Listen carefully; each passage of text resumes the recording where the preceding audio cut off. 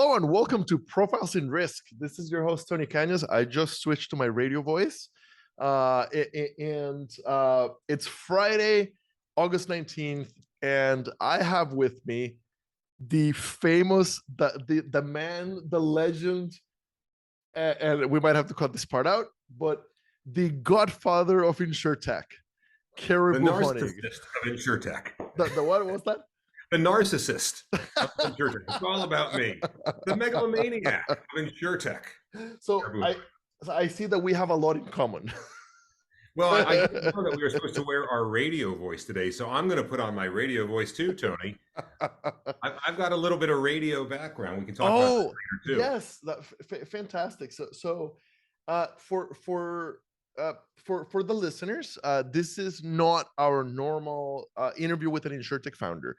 Basically, Caribou is the brain behind ITC or Insurtech Connect, the massive and amazing Insurtech conference that has been, this is going to be year 6, year 7? Year 7. We sort of lost count a little bit. There was that one COVID year kind of thing where that's exactly why we're confused. Yeah.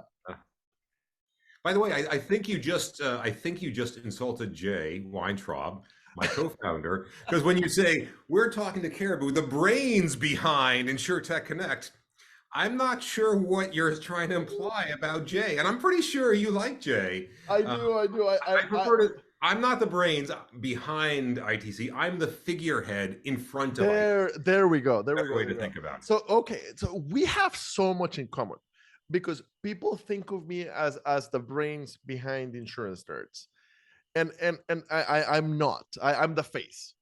Now in the case of Insurance Nerds, it was my idea, but it would not have gone beyond my idea. It would have been literally like my idea on the back of a napkin, and if it hadn't been for Carly, the domain would have never been registered. Like nothing would have ever happened had it not been for the execution on the back end, right?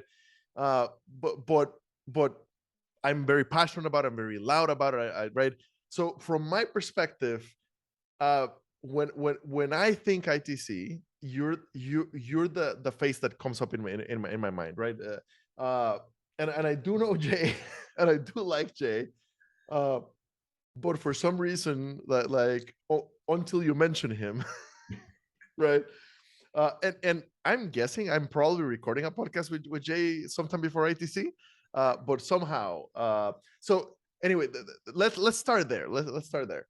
What is the history behind ITC? How did it happen? So I do take credit for having the right spark of an idea. So at the time, circa 2015, I was one of the founding partners of a boutique VC firm, QED Investors, and we made a couple of investments in Insurtech at that point, but it really smelled like something interesting was about to happen in the space.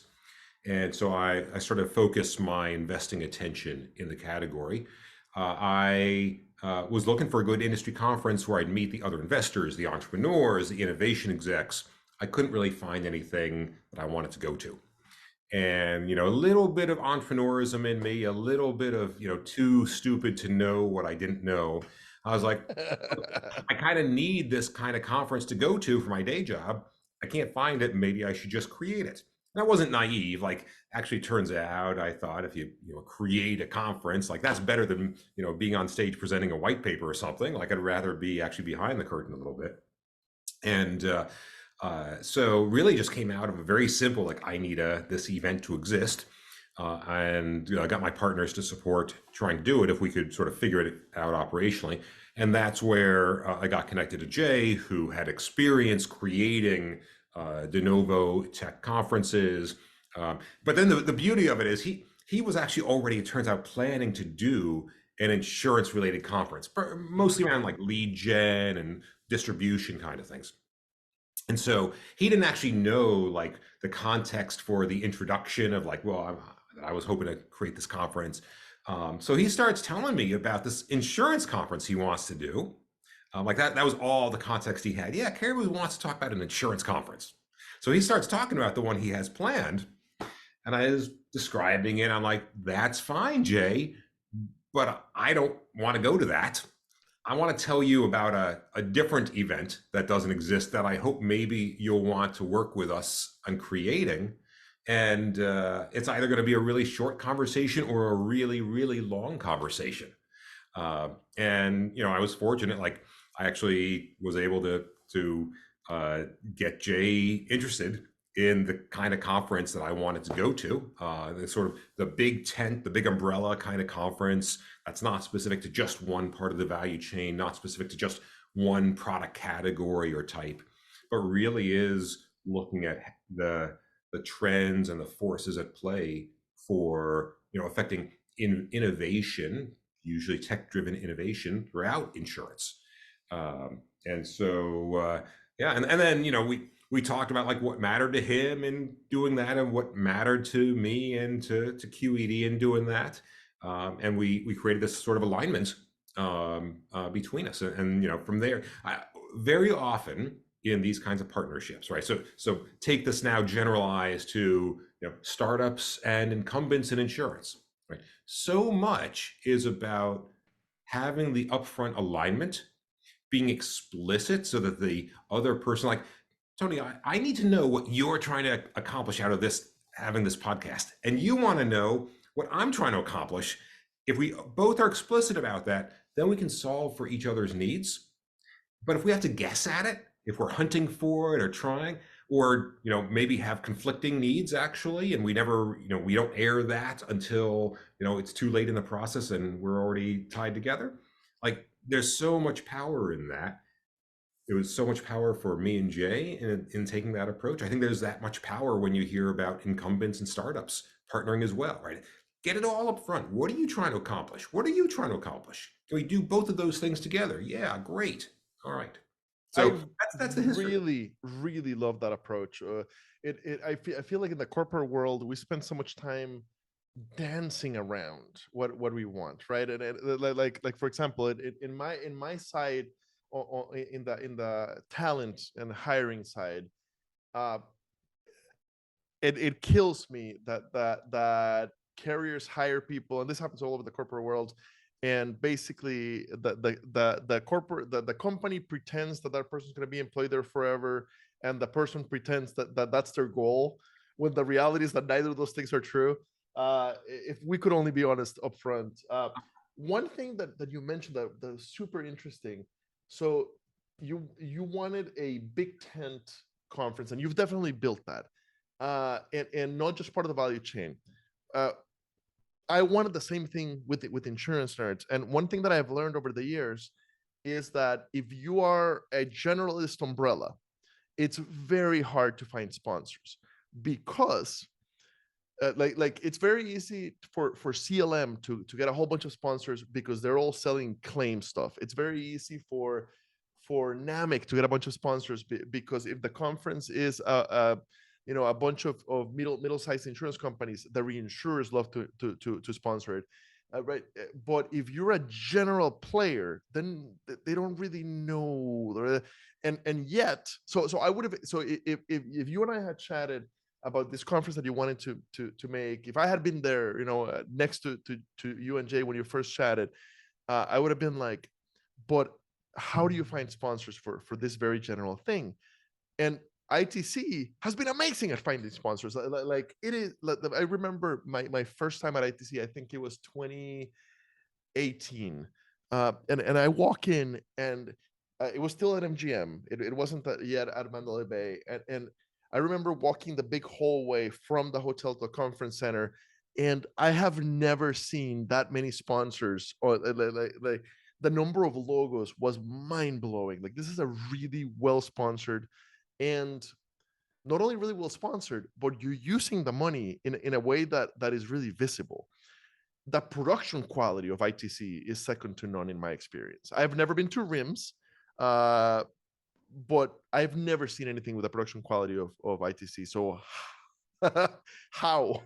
I love the joke someone once said, I forget who, of gee, I went to a rock concert in Vegas, and suddenly Yes. an insurance conference broke out. Exactly, exactly. I think that first year that I went to ITC 2018, I was only there for one day because I had a conflict, and the other conflict was paid for. Basically, like somebody paid me to speak, and it happened to be on like the day two of ITC.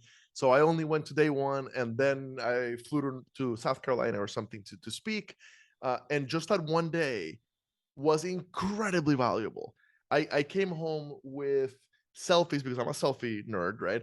I came home with selfies of 95% of the Insurtech people that I admired, and that before ITC for me, like the Matteo Carbonis of the world, the Chris who later I can't remember his last name ever, who later went to Bold Penguin.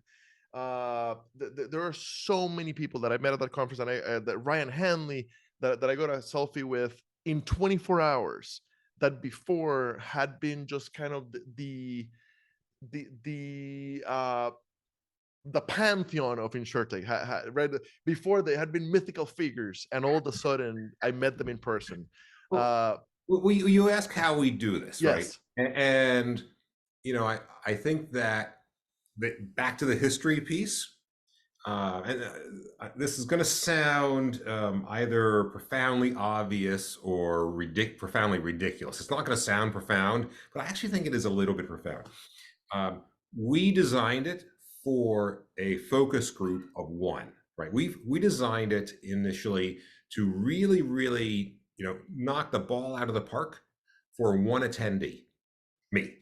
Because remember, right, the origin was I needed this conference, right, for my day job, right, to make me more effective at my day job. And so let's make sure we solve for that, right? And if you're solving for a very narrow use case, I think that actually it's much easier to knock the ball out of the park on a narrow use case, focus group of one, clear, sort of here's what I need it to do for me, than to have a focus group of 1,000, right? That you're trying to balance and keep everyone's needs in mind and stuff like that. If you focus on that, singular archetypical customer, then you can just be great for them. Then, your hope is that number one, there are some other people with very similar needs who fit that same mold, right? That Caribou was not unique in what I needed out of ITC. I might be unique in other ways, but not in terms of what I needed out of ITC. And then secondly, once you succeed at that, it gives you permission to start building out the adjacencies. Okay, it was great for an Insurtech VC. Turns out when you do that, it's actually pretty good, at least for entrepreneurs. It's pretty good for the innovation execs. Great. Now next year, we've nailed it for the Caribous of the world. Let's solve for those entrepreneurs. Let's solve for the innovation execs. Let's solve for the regulators. They can get a bunch of value too. You start to build on, but you only get that permission to do so when you nail it for that focus group of one. And I say that as that's to me a sort of real insight. I mean, about if you're an entrepreneur trying to build an Insurtech business or whatever, solve for narrow rather than solve for broad, solve for narrow really well, right? And then that grants you permission to extend beyond. I think a lot of Insurtech 2.0 right now is actually a lot of the entrepreneurs are starting to solve for niche or specialty instances. I mean, I do a little bit of angel investing. I try to avoid it, quite frankly, but I've gotten sucked into a little bit. There's a company called Lucky Truck, which is focused on mom and pop commercial truckers. Mm-hmm. That's a niche. But by solving for the niche, maybe they can solve it way better than others. And then there's a lot of expansion opportunities that they can earn the permission to do, right? There's another company, again, very niche, focused on jewelry insurance. That's not a 100 billion gross written premium market in the US, but it's big enough that if you solve for it brilliantly, then you can get permission to start solving for a bunch of other things too and expand beyond just the niche, but start with a niche. I think that's, a lot of the sort of Insurtech 1.0. We're solving for these massive, massive categories sort of all at once. Right? And it's hard to be great and have great unit economics when you're solving for these really big things sort of broadly. So I kind of like the niche starting point that we're seeing now happen. Okay.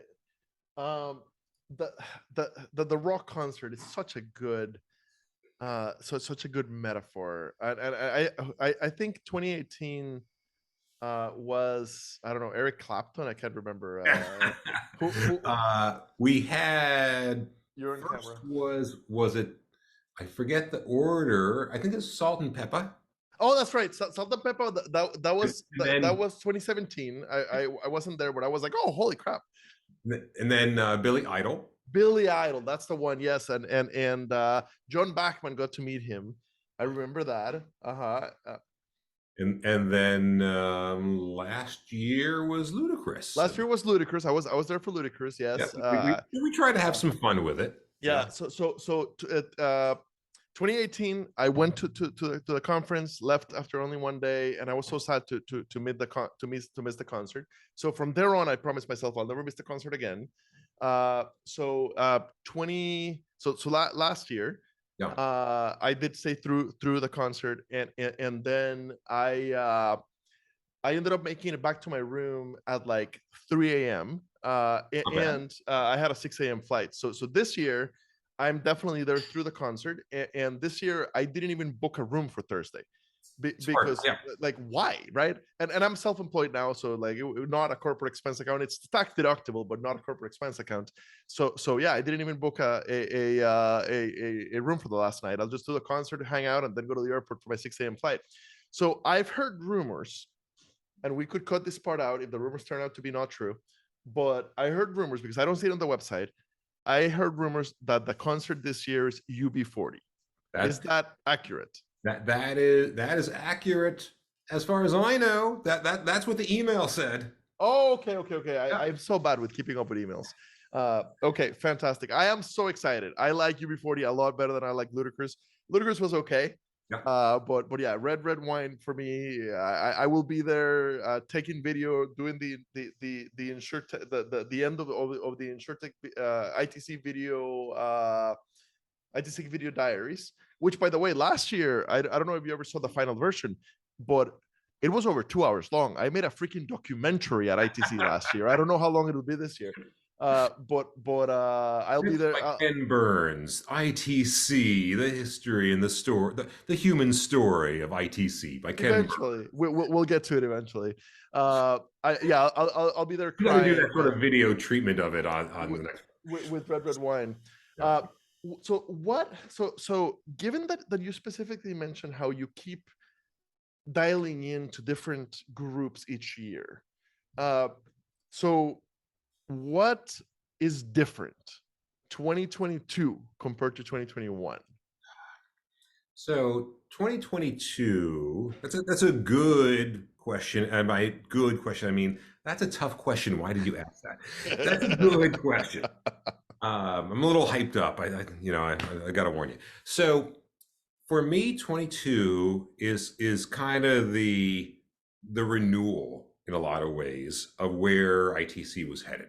What I mean by that is, 2019, right, was a good year for the show. Right? I think it was a good year for the industry. We had 7,500 people. How many people? 7,500. Yeah, and RIMS is about a 10,000 people conference, if I understand correctly. So what I was telling people in 2019 was ITC is likely to be bigger than RIMS next year, and then COVID hit. Yeah, and then COVID hit. And look, it's not about the size of the show. It's about how you use it. Yeah. How it gets used. It's about it's actually how useful it is. How useful it is. Back to like the goal of it was not to have, hey, some educational party or things like that, or like, one of the real distinctions around different types of shows. You got some shows that do like continuing education credits, right? And again, I, as a jerk of a VC, would never consider going to one of those conferences. right? Because I don't have to do any continuing education. I live or die by the market, right? My And investments succeed or they fail. I, So, I, I gotta say, so the size, it's not about the size, but the size is a lagging indicator of quality. and there's look, it does matter in terms of the density of the people that you want to meet, and that includes like the serendipitous meeting. I love when you sit down at the lunch table with strangers, right? Six, seven other people at the table. I almost guarantee one of them at least will be doing something that is actually relevant and interesting that you want to find out about, right? And that's sort of magical. Like that's really important for why you want to go back to the conference. But to answer your question, like 2019, yeah, things feeling great. 2020, this little COVID thing, it really kind of sucks to be in the business of organizing mass gatherings in the midst of a pandemic. Even 2021, right? I think we navigated the Delta variant was just coming down slope on at the time of the show, and I think we navigated it responsibly. I was impressed, and I will tell you, my household with no children, we were able to hide. We did not leave our apartment for 11 weeks, not the apartment unit. Huh. Right, we didn't even pick the mail for 11 weeks, and then once we emerged with an N95, and we were very, very, very careful. So for me, going to an in-person event in 2021 was a big deal, and part of the reason I went to ITC is because of how well it looked like you guys were handling we Delta. really fretted that quite a lot, right? And not just from a business perspective, but from staring at the mirror and feeling good about Absolutely. our choices of what we were doing. So 21 was a really good show, and especially in context of being on the still having some background noise about COVID. But I tell you, one of the things that there were some things that bothered me, and there were some things that killed me, right? So like it bothered me that some of the carriers, right, still had travel bans in place, and so even though their teams wanted to go and were sort of willing and sort of viewed the risk as manageable, they were just, no, you can't go. Okay, fine. But what killed me is all the restrictions on international travel coming into the US. Right? And literally, I think there were some folks from the UK. Yeah, the Brits couldn't make it at all. They couldn't make it. A few brave souls actually went to Mexico, took a Mexican vacation for 2 weeks in order to then be allowed into the US. I met several people that spent, I want to say, 3 weeks in Poland or something like that. Like there was one European country where you could hang out and then be able to come. Yeah. Yeah, that is how incredible ITC is. So it kills me, especially from an ITC perspective, because I think one of the most important things about ITC is its fundamental international aspect. Like, of course, it's most dense with Americans, right, home country, and so on. But in 19, we had something like 1,500 or 1,800 people from outside the US. We had probably 40 or 60 countries represented, and like so much of the innovations happen on the frontier, right? Not in established economies where you got very strong incumbents and they've been, and the business is working, right? It's other geographies, often in emerging markets, where some of the most interesting innovation is happening and that I want to learn about, right? And again, I'm only really going to learn about it if I sit at the lunch table and have a conversation with someone. Oh, what do you do? Oh, well, I'm in Ecuador, and this is the kind of auto insurance that I'm doing, and here's the problem that'll sound really weird to you as an American that I have to solve for. Like, wow, that's interesting. And so the loss of those conversations killed me, right? In 21. This year, obviously, travel is much less restricted on the international side, and so I think that we're going to have a lot more of that. And I think that that's going to make it fundamentally a better event, a better product, right? You talked about sponsorship before. Like, sponsorship is the the symptom, it's not the disease, right? It's good sponsorship, right, comes about actually from having a great audience. Right? It's a terrible mixed metaphor because I just compared the audience to a disease, but I said I'm hyped up. But if you've got a great audience, then the sponsors will come. Whether they come in the first year or the second year, there's a lag. That's fine. But our job is to assemble as event planners, right? Is to organize and get the great Okay. audience there. I got it. I got it. Yes, like the light bulb just went off. Okay, but you've got to survive the first couple of years with very limited sponsorship. You do. Well, and look, attending ITC isn't free. Attending the other events that I collaborate with Jay on, right? The Blueprint and Manifest and HR Transform, like these aren't free for attendees. I mean, there's situations where, if you're speaking or something or whatever, but like that is why we, charge registration, right? Someone's got to pay for the chicken or salmon in the lunch line. Someone's got to pay for the facilities. And oh, by the way, the people who are actually working in day to day making the conference happen, like they got to get paid too. So I will tell you. So from the perspective of an attendee, it's priced fairly. I've been to 100 insurance conferences, most of which I don't get as much value as I do from ITC, nor have as much fun as I do at ITC. And ITC is not any more expensive. The fact that it's in Vegas makes hotels easy. That's actually hotels are cheap. Flights are usually flights are cheap. Exactly. No, and this year I went off on my own.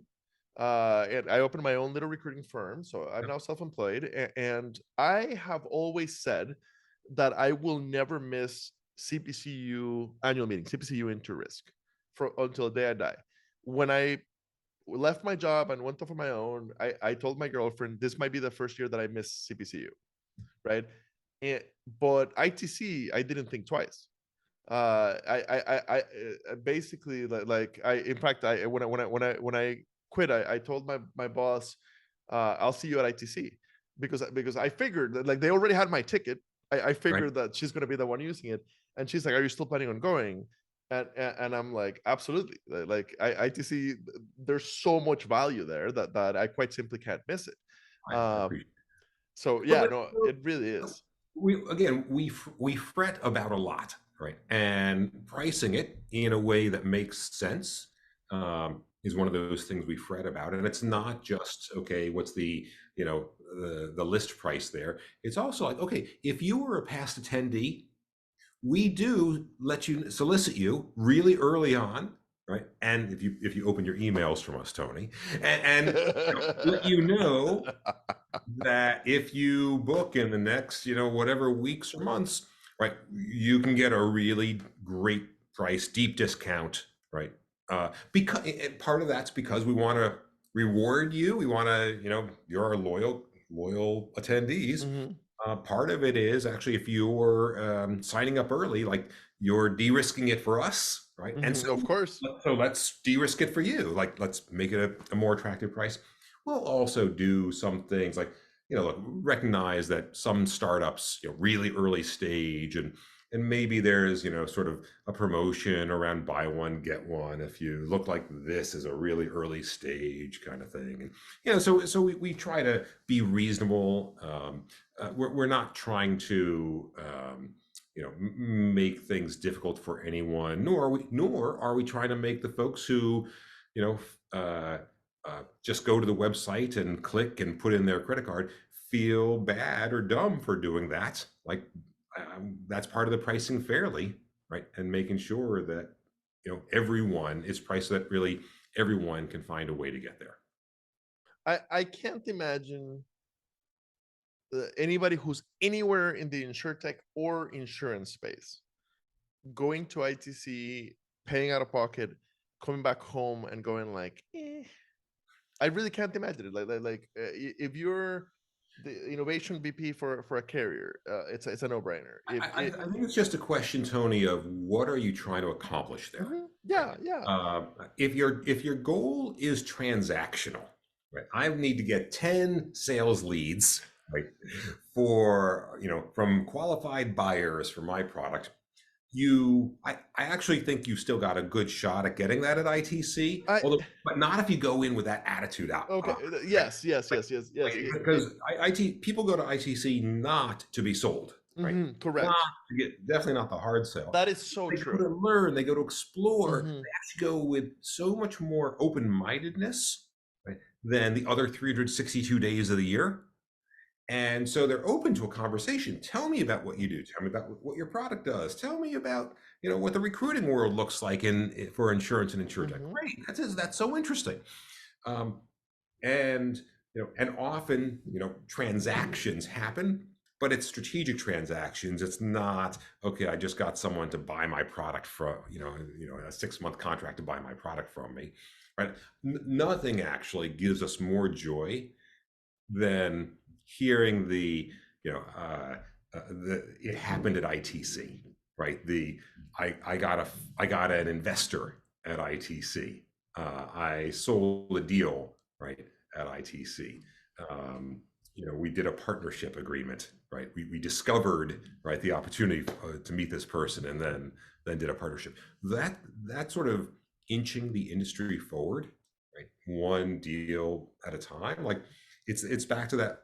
This has to be useful, right? It can't be interesting is not good enough, right? Fun is not good enough, right?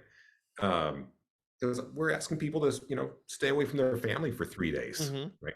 Like, that's No, and tell you what, in the new world of remote, which I'm a firm believer that remote is the future for 95% of insurtechs and like 60% of carriers at least. Uh, there is a level of serendipity that is lost from day to day, and I've heard several small insurtechs, let's say 20 people or less. Uh, Basically, ITC is their employee meeting for yeah, for it's for their the offsite. year. Yeah. Exactly, like we're gonna meet the people we haven't met yet. Actually, in 2019, there was a major carrier that actually had their senior leadership offsite at It ITC. just makes so much And sense. it does, and because then it also, again, it puts people into a different mindset, a Hmm. more openness about what's possible, what's interesting, and then the notion of taking your senior team, walking through the expo hall to see what everyone is trying to build and do and create. Like, there's a gestalt that comes out of that, which, especially for a senior leadership team, I think is really compelling and really hard to do elsewhere. And then, like you're saying, especially in a remote first kind of world, or even a hybrid world, like the notion of, look, everyone come to one location, right? And that's where you can have a bunch of the things which really only do happen well in person. Whether it's pitching VCs, like if you're an entrepreneur, right, you can meet 20 Hmm. VCs, right, in 3 days. You'll be But exhausted. by the way, tip to the wise: uh, finding the VCs at ITC is quite easy.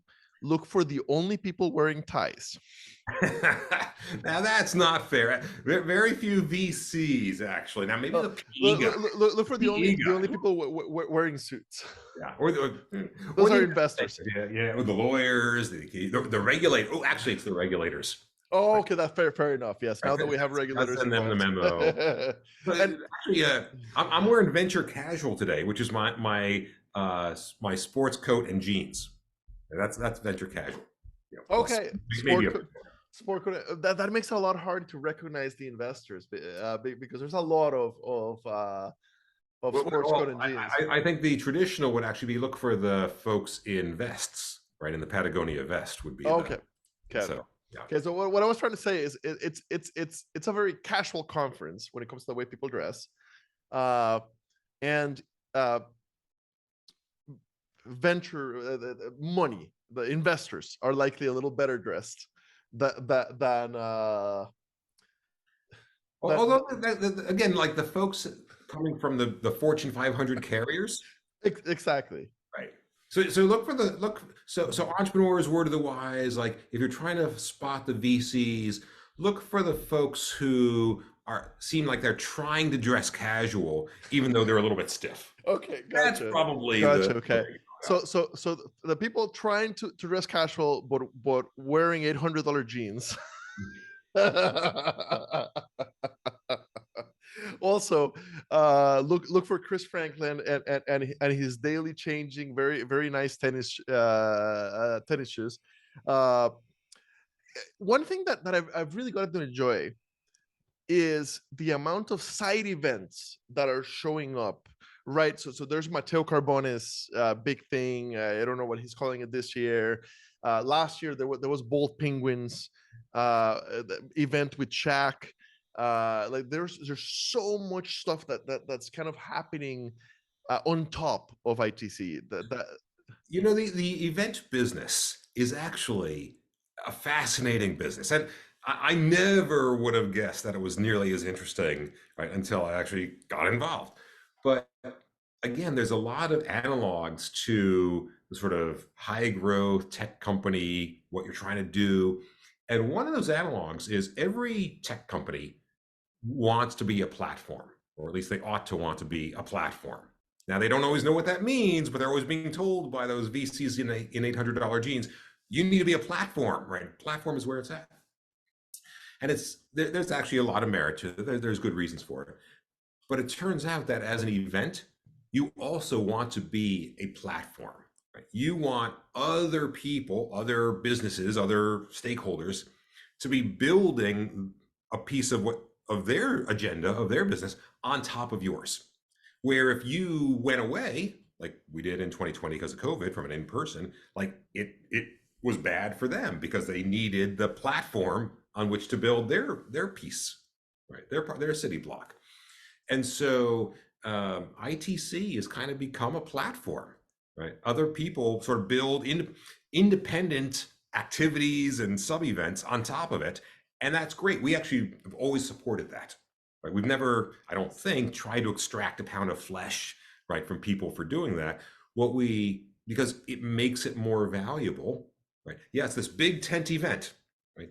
But by the way, if you're specifically interested in, blah, blah, blah, well, there's probably one or two sort of mini events, or at least, dinners or social hours or whatever, specifically serving blah, blah, blah. Right.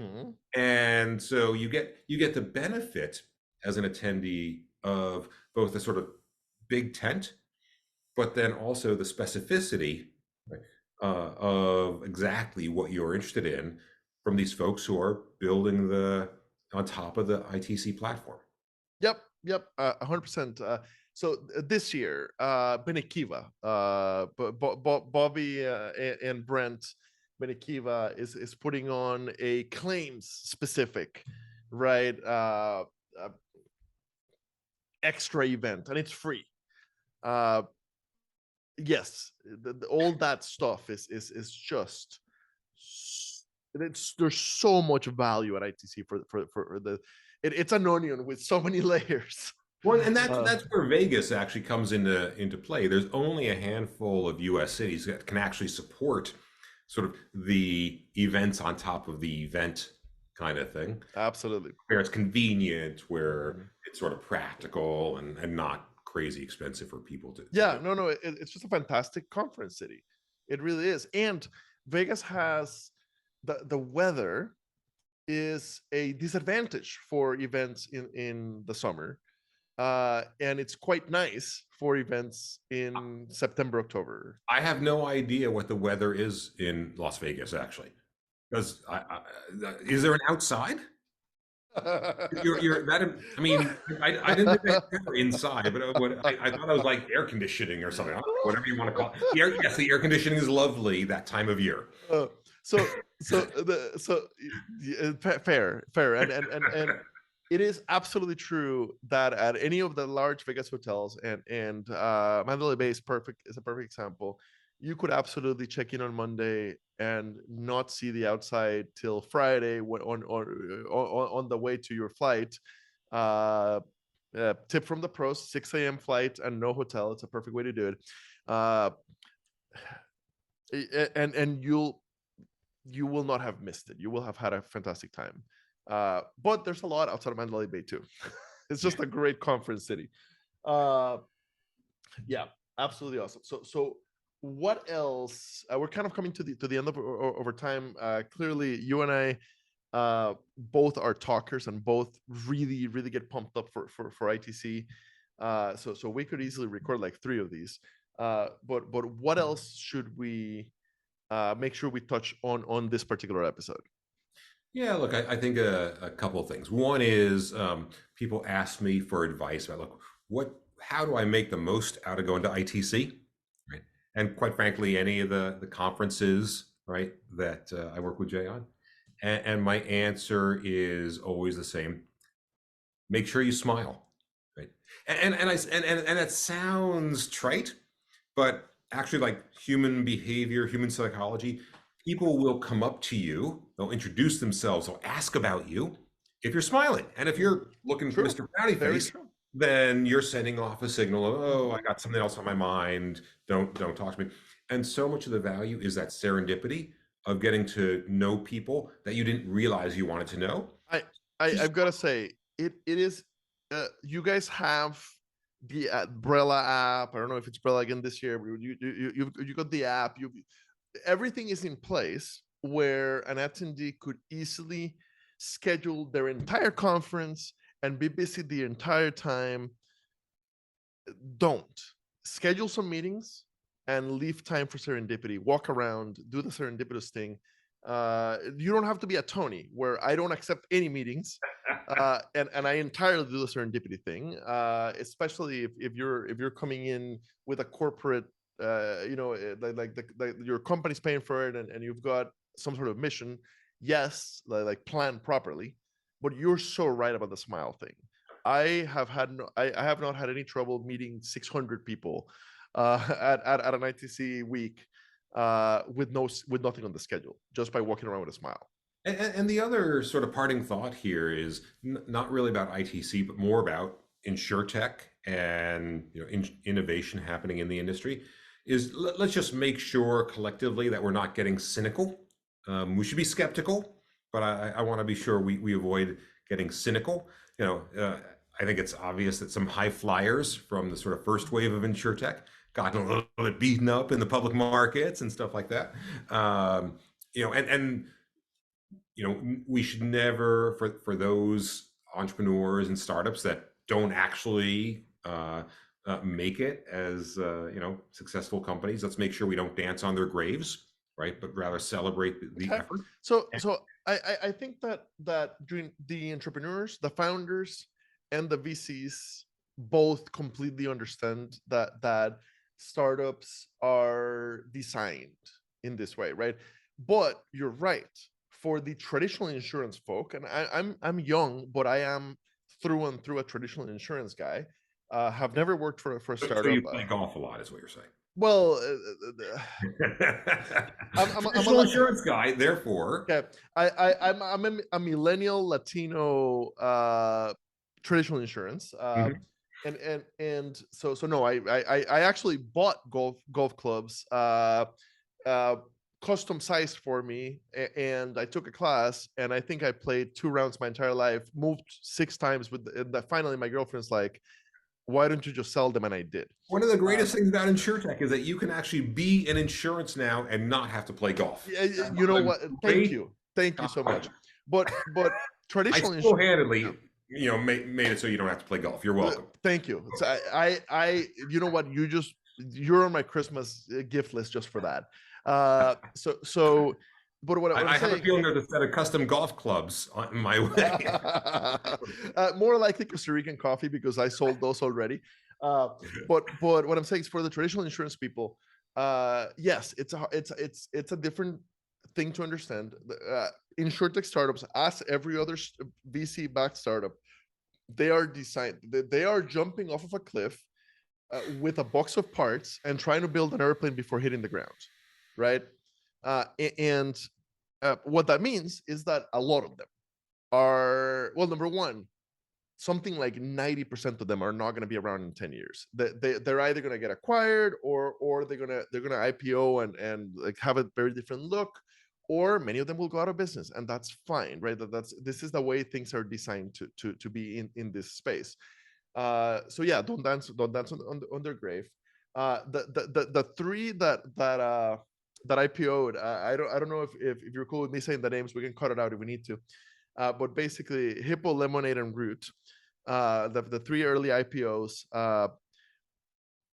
I think that they will all be successful.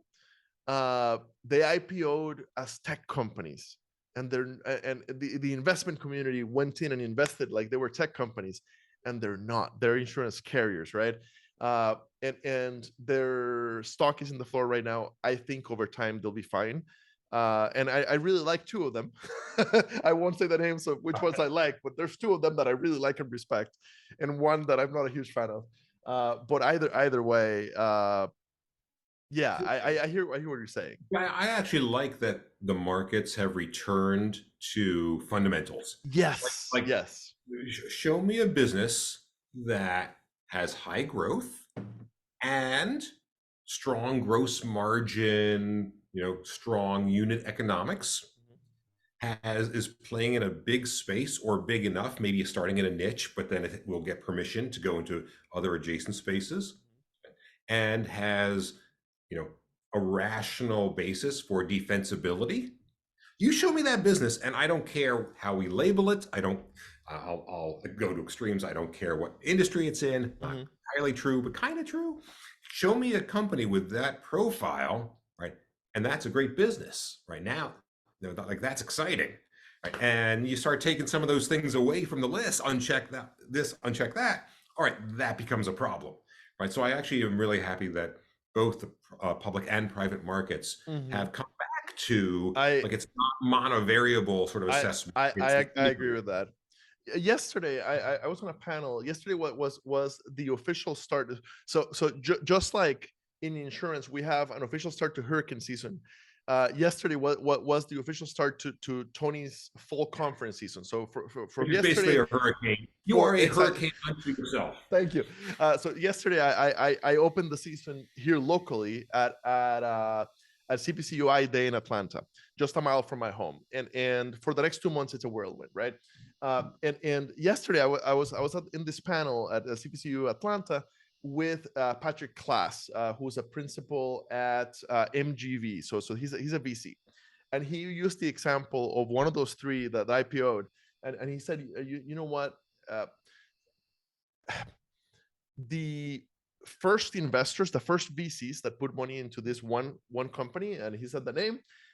He said, do you know how much they made per dollar as of today's stock price? And I said, I said I would have thought they lost money, but given that you're phrasing it this way, I'm gonna guess that they've made $3 per dollar on today's stock price. And he's like, based on today's stock price, they have made 62 times per dollar, 62 bucks per dollar, right? At IPO, they were like 700 times per dollar. Like, they're not losing money on this company.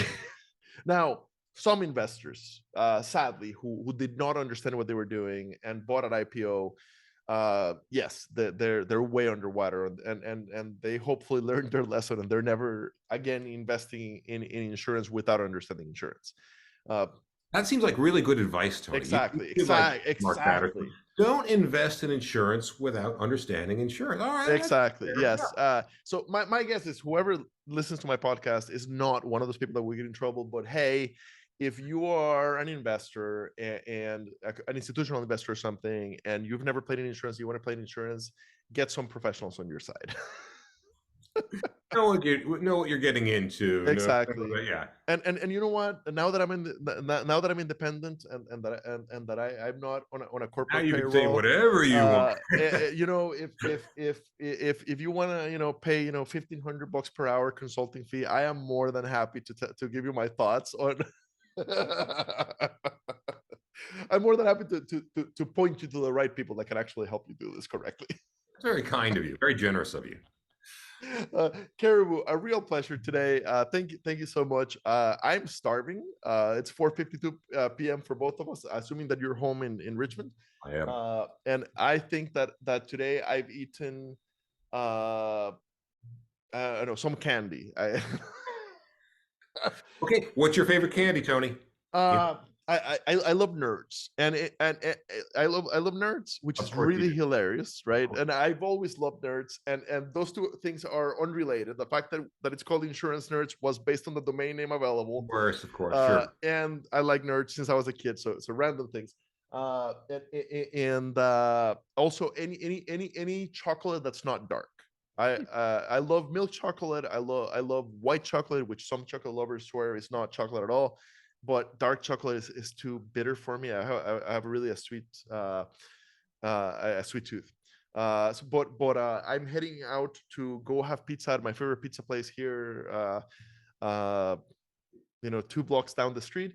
Uh, Thank you so much for your time today. My pleasure, Tony. Thank you for having me.